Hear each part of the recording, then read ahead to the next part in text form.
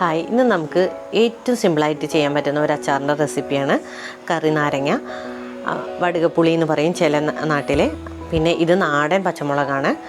അപ്പോൾ ഇത് രണ്ടും ഉപയോഗിച്ചിട്ട് ഈസി ആയിട്ട് നമുക്ക് എങ്ങനെയാണ് അച്ചാർ ഉണ്ടാക്കുന്നത് നോക്കാം. അപ്പോൾ ഇത് വടുകപ്പുളി ഇവിടെ മുറിച്ച് വെച്ചിട്ടുണ്ട്. അപ്പോൾ അതിൻ്റെ കട്ട് ചെയ്യുമ്പോൾ ശ്രദ്ധിക്കേണ്ട കാര്യം, അതിൻ്റെ വൈറ്റ് പോർഷൻ ഉണ്ടല്ലോ, നടുവിൽ കാണുന്നത്, മുറിച്ചതിൻ്റെ ശേഷം ആ പോർഷൻ റിമൂവ് ചെയ്ത് മാറ്റണം, അല്ലെങ്കിൽ കഴിക്കും. പിന്നെ പച്ചമുളക് നുറുക്കിയത് നമുക്കിതിൽ ആഡ് ചെയ്ത് കൊടുക്കാം. പിന്നെ നമുക്ക് വേണ്ടത് ഉപ്പാണ്. ഉപ്പും ആഡ് ചെയ്തതിൻ്റെ ശേഷം പിന്നെ നമുക്ക് വേണ്ടത് പച്ച വെളിച്ചെണ്ണയാണ്. അപ്പോൾ ഇതിൽ കായം, ഉലുവ ഒന്നുമില്ല. ഇതൊരു വെള്ള കളറുള്ള വെള്ള അച്ചാറാണ്. ഇനി നമുക്ക് ഇതിലേക്ക് വേണ്ടിയിട്ടുള്ള വെളിച്ചെണ്ണ ചേർത്ത് കൊടുക്കാം. ഇത് നമുക്ക് കുറേ കാലം വെക്കാൻ പറ്റില്ല. എന്താ വെച്ചാൽ നമ്മൾ ഒന്നാമത് വെളിച്ചെണ്ണ ചേർത്തിട്ടാണ് നമ്മൾ ഉണ്ടാക്കുന്നത്. പിന്നെ ഇതിൽ വിനാഗിരി കുറച്ചേ ചേർക്കുന്നുള്ളൂ. ഇത് നമുക്ക് ഒരാഴ്ചയോളം അല്ലെങ്കിൽ ഒരു 1.5 ആഴ്ചയോളമൊക്കെ വെക്കാൻ പറ്റുന്ന ടൈപ്പ് അച്ചാറാണ്.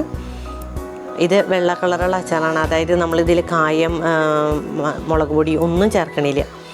ഇനി നമുക്ക് 2 ടേബിൾ സ്പൂണോളം വിനാഗിരി ചേർത്ത് കൊടുക്കാം.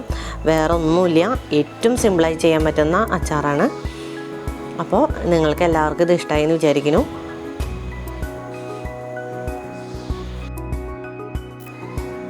ഇത് ഏറ്റവും സിമ്പിളായിട്ടുള്ള ഒരച്ചാറാണ് നമ്മളെ വെള്ള കറിനാരങ്ങ അച്ചാർ.